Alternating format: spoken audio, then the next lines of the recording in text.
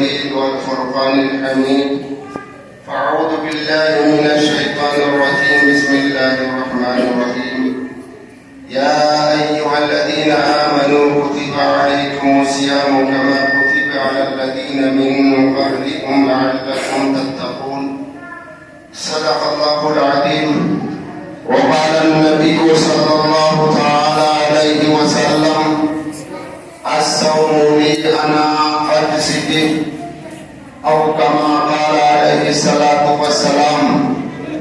محترم سامعین، اللہ کا بےحد فضل اور کرم ہے کہ اللہ تعالیٰ نے ہم سبوں کو بے شمار نعمتوں کے ساتھ جمعے کی نماز پڑھنے کی توفیق عطا فرمائی اور اپنے گھر میں آنے کی توفیق دی۔ مزید اللہ تعالیٰ نے ہم سبوں کو رمضان المبارک کا مہینہ بھی عطا کیا اور شعبان کی آج 29 تاریخ ہے۔ آج ہم سبوں کو چاند دیکھنے کا اہتمام کرنا ہے۔ اگر چاند نظر آ جائے تو پھر رمضان المبارک کا مہینہ شروع ہوگا، تراویح کی نماز ہوگی، پھر روزے کا سلسلہ شروع ہوگا۔ رمضان المبارک کا مہینہ یقیناً بہت فضیلت والا مہینہ ہے۔ سال میں 11 مہینوں کے مقابلے میں رمضان المبارک کا مہینہ سب سے مبارک مہینہ، اور رمضان المبارک کے ایام اور اس کی ساعتیں اور اس کی گھڑیاں یقیناً بڑی قیمتی ہے، اور ایسی قیمتی ہے کہ پیارے حبیب صلی اللہ علیہ وسلم نے فرمایا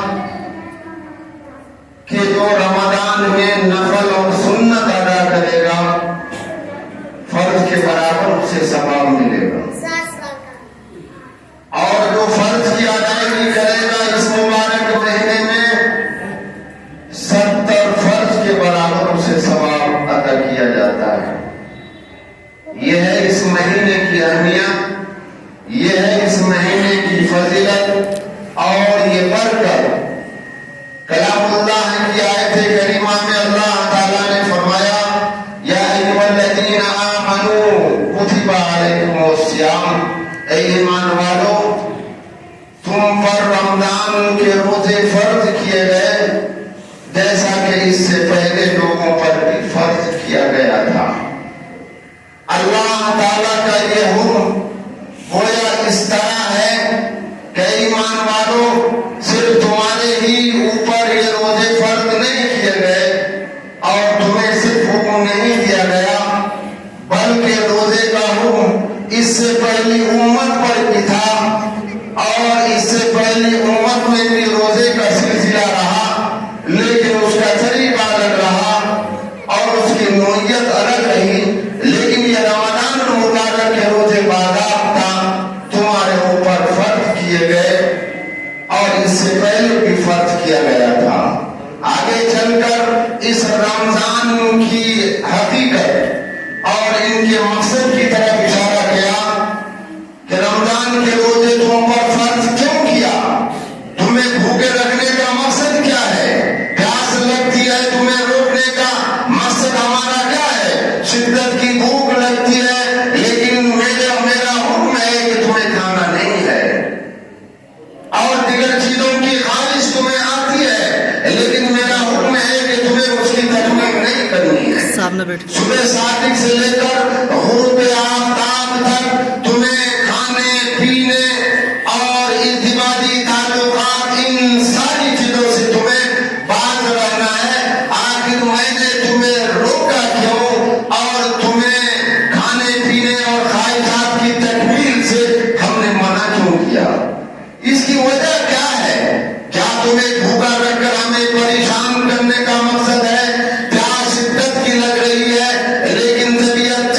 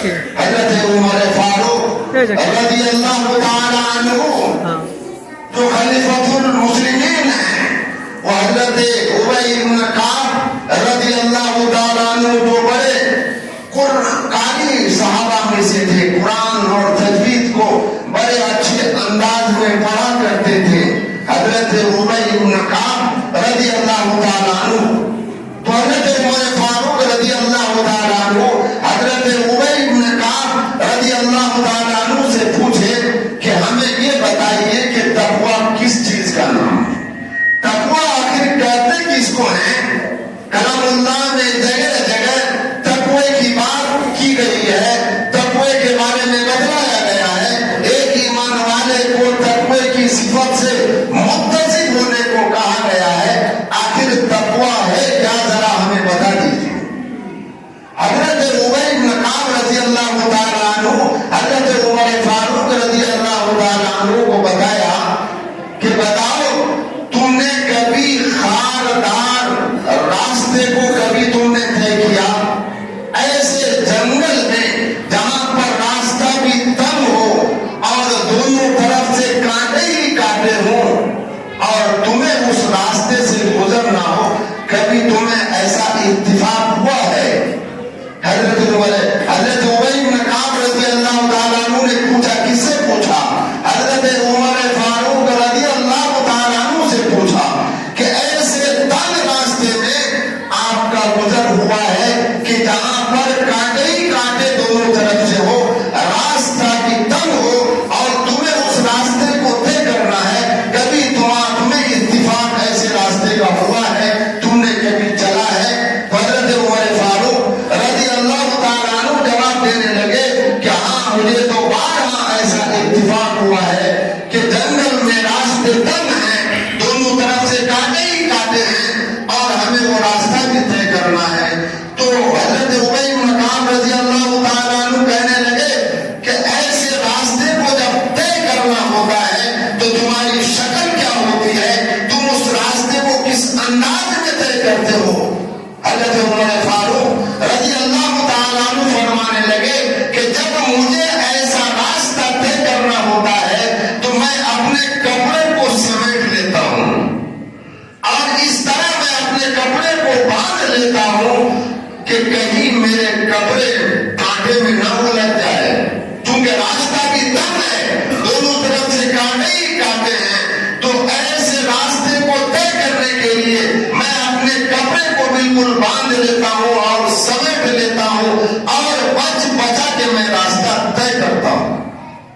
حضرت عمر فاروق رضی اللہ تعالیٰ عنہ نے حضرت ابی بن کعب رضی اللہ تعالیٰ عنہ کو جواب دیا، تو حضرت ابی بن کعب رضی اللہ تعالیٰ عنہ کہنے لگے کہ اسی کا نام تقویٰ ہے کہ جب دنیا میں تمہاری زندگی گزرے تو ایسے بچ بچا کے تم زندگی گزارو کہ حرام سے بچ کے تمہاری زندگی گزرے، مکروہات سے بچ کے تمہاری زندگی گزرے، شبہات سے تمہاری زندگی بچ بچا کے چلے اور دیگر چیزوں سے تم اپنی زندگی کو اس طرح بچ بچا کے چلو، گویا یہی تمہارے لیے تقویٰ ہے۔ اور اسی کو تقویٰ کہتے ہیں کہ جس طرح تم تنگ راستے میں، کانٹے دار راستے میں ساری چیزوں کو سمیٹ لیتے ہو، بچ بچا کے راستہ طے کرتے ہو، اسی طرح دنیا میں بھی تمہیں بچ کے چلنا ہے، حرام سے بچ کے چلنا ہے، مکروہات سے بچ کے چلنا ہے، شبہ سے بچ کے تمہیں زندگی گزارنا ہے، اسی کو تقویٰ کہتے ہیں اور یہی تقویٰ ہے۔ انسان زندگی گزرتی ہے انسان کی، لیکن انسان میں نفس بھی ایک انسان کے لیے مہر ہوا کرتا ہے، شیاطین انسان کے رو ریشے میں ہر وقت پیوست ہے، یہ شیطان کبھی بھی نہیں چاہتا کہ انسان کو گمراہی سے اس کو الگ رکھا جائے۔ شیطان کی ہمیشہ یہی کوشش ہوتی ہے کہ ایمان والوں کو، متقی اور پرہیزگار لوگوں کو ایسا بہکاؤ، ایسا مکر و فریب کے جال میں اسے مبتلا کرو کہ یہ گمراہی کے دلدل میں کھد جائے اور گمراہ ہو جائے۔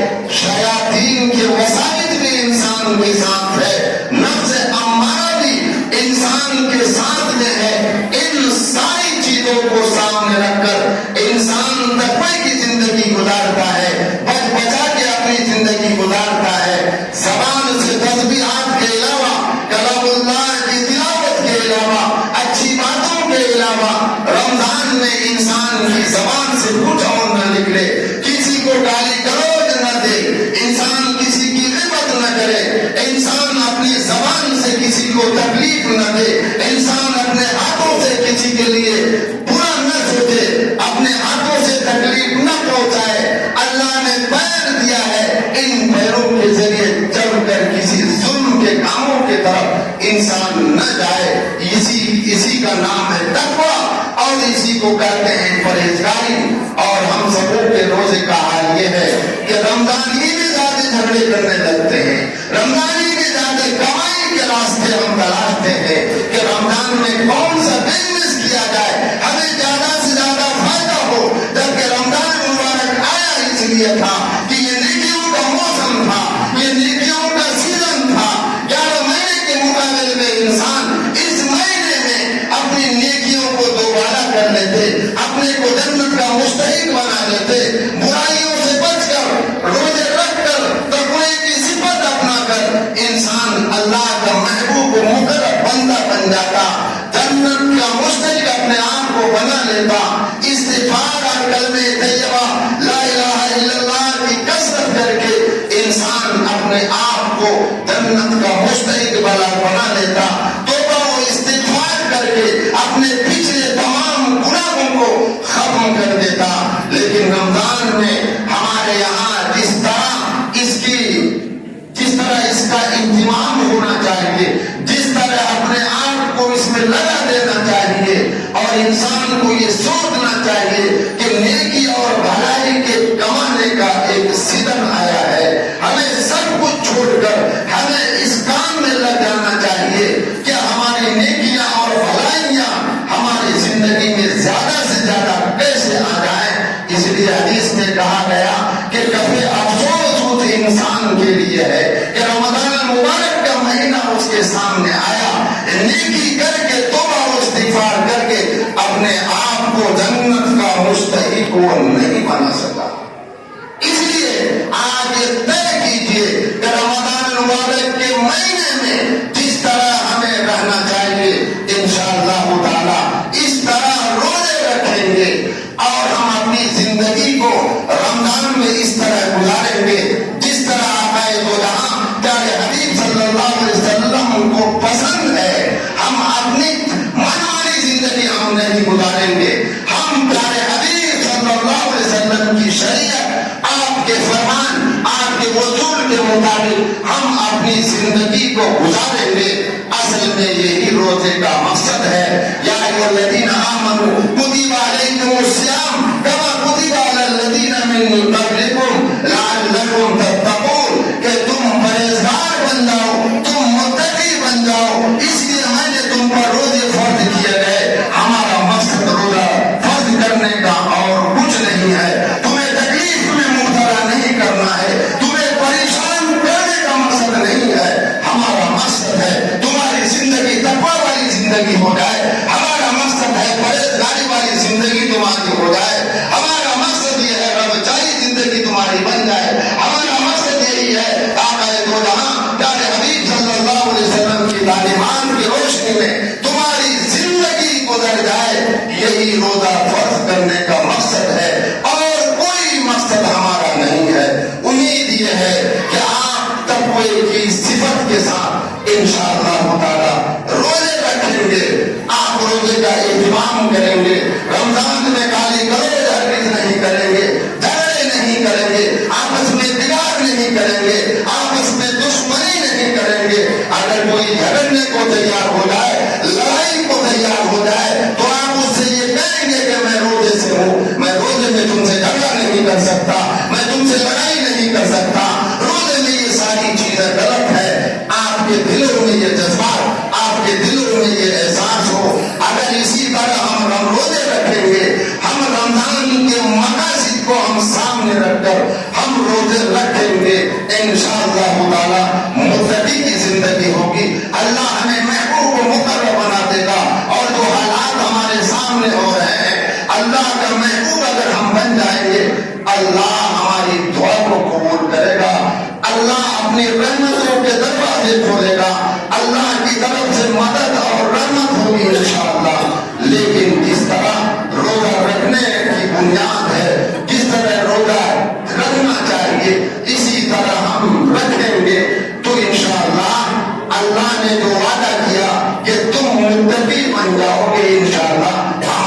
زندگی متقی کی زندگی ہوگی، لیکن دیکھنے میں یہ آتا ہے کہ رمضان کا مہینہ آتا ہے، جوان لوگ روزے نہیں رکھتے ہیں، اور ایک روزہ جان بوجھ کر کوئی قضا کر دیتا ہے۔ حدیث میں آتا ہے پوری عمر روزہ رکھ لے لیکن اس ایک روزے کے برابر نہیں ہو سکتا، اور ایک روزہ جان بوجھ کر اگر کوئی ایمان والا قضا کر دیتا ہے، اس کے بعد اس کا کفارہ یہ ہے کہ 60 روزے بعد کو لگاتار اسے رکھنے ہوں گے، بیچ میں ایک روزہ بھی نہیں چھوڑنا ہے۔ 60 روزے لگاتار رکھ کر اگر وہ کہے کہ میں نے کفارہ تو ادا کر دیا لیکن اس روزے کے برابر بھی نہیں ہو سکتا، یہ ہے روزے کی اہمیت۔ لیکن جوان لوگ روزے کی اہمیت نہیں دیتے۔ کتنے لوگ کہتے ہیں صحت اچھی خاصی ہے لیکن کہتے ہیں میں روزہ نہیں رکھ پاتا ہوں۔ آخر روزے کیا ہے؟ وہ نفس اور ایمان کی کمزوری ہے کہ انسان کے سامنے اتنا مبارک مہینہ آیا لیکن دل میں احساس تک نہیں، دل میں قرآن بھی نہیں، جنت کا حصول ذہنوں میں نہیں، اور جہنم سے چھٹکارے کا ارادہ اس انسان کو نہیں ہے۔ اللہ تعالیٰ سے دعا کیجیے کہ اللہ تعالیٰ ہم سبوں کو رمضان المبارک میں اس کے حق کی طرح ادا کرنے کی توفیق عطا فرمائے، اور ہم سبوں کو متقی اور پرہیزگاری کی زندگی عطا فرمائے۔ وآخر دعوانا ان الحمد للہ رب العالمین۔